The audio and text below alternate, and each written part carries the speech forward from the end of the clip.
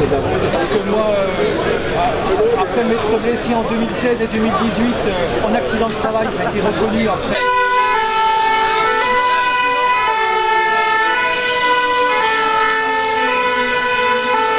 En fait, ça fait 2 ans qu'on est, qu'on est en manifestation sur notamment l'augmentation de la prime de feu qu'on a réussi à voir aboutir, même si elle n'a pas la totalité de nos revendications, plus la fin de la surcotisation patronale et salariale.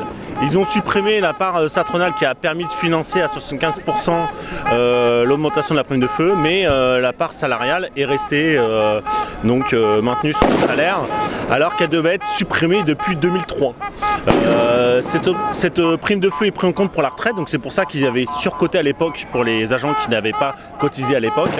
Et injustement, ils ont maintenu depuis 2003 cette surcotisation salariale. Donc on demande, en fait, c'est un manque de pouvoir d'achat de 30 à 50 euros par pompier professionnel en catégorie C, et ça va jusqu'à 150 euros pour un colonel qu'on demande à supprimer.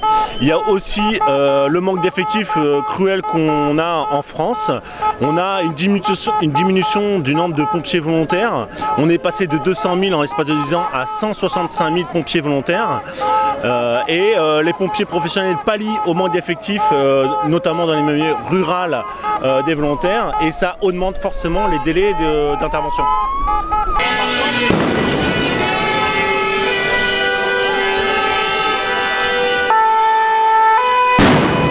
Alors aujourd'hui, en fait, quand on réclame plus de moyens, c'est, on va dire, un autre combat, mais c'est un combat humain.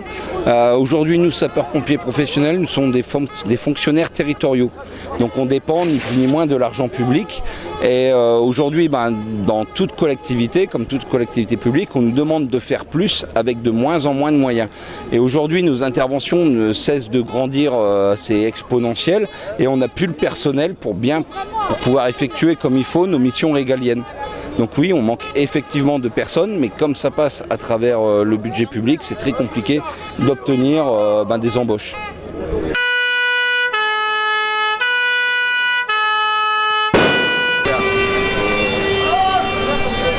Et aujourd'hui, on demande aux volontaires de plus en plus de temps, mais celui-ci, entre sa vie professionnelle et sa vie privée, n'en a pas à donner parfois. C'est le problème du volontariat et des... Excusez-moi. Et au niveau des formations des pompiers volontaires, avant on était sur des stages bloqués, que maintenant c'est plusieurs samedis sur plusieurs semaines, tout simplement les gens n'ont pas le temps matériel à pouvoir faire les formations adéquates. Donc il y a un souci, on a un manque de pompiers volontaires et surtout on a un manque de pompiers professionnels. Mais tout ça, on est géré tout simplement par l'argent public. Aujourd'hui, la vie d'une personne, on ne peut pas mettre de coût sur la vie d'une personne, mais aujourd'hui les politiques estiment un coût pour les services d'incendie et de secours. Et nous aujourd'hui, pompiers professionnels, on en pâtit parce qu'on manque d'effectifs dans tous les SDIS de France.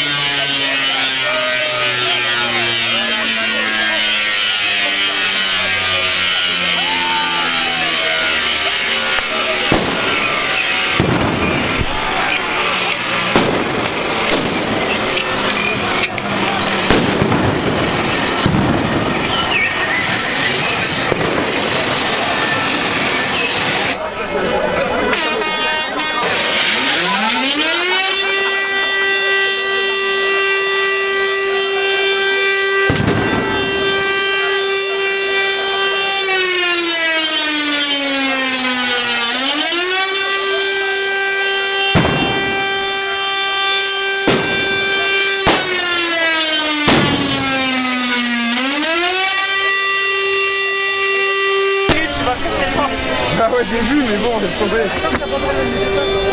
Ah non, faut pas. Ah non.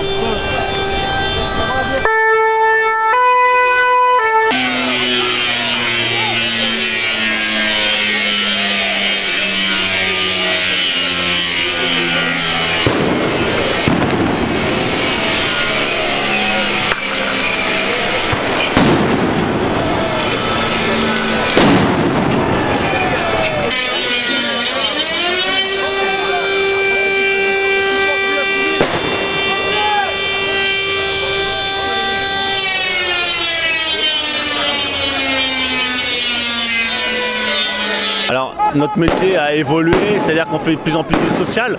En fait, on voit toute la misère malheureusement de la société. On fait de plus en plus d'interventions psychologiques auxquelles on n'est pas formé. Et donc du coup forcément ça enlève en fait la volonté du pompier qui fait que des feux. En fait c'est loin de ça, hein. Nos interventions c'est 80% du secours à personne ou même à 50% du temps nos secours ne sont pas justifiés. On pallie aussi au manque d'ambulanciers privés. En fait on appelle ça des carences d'ambulance. Et donc du coup du fait des carences d'ambulance, nous on pallie à des missions qui ne sont pas les nôtres parce que c'est pas des mesures d'urgence à la base. Et donc du coup ça démotive les agents, le manque de reconnaissance, tout ça a fait qu'il y a de plus en plus de pompiers pros qui prennent de disponibilité, qui quittent les pompiers professionnels.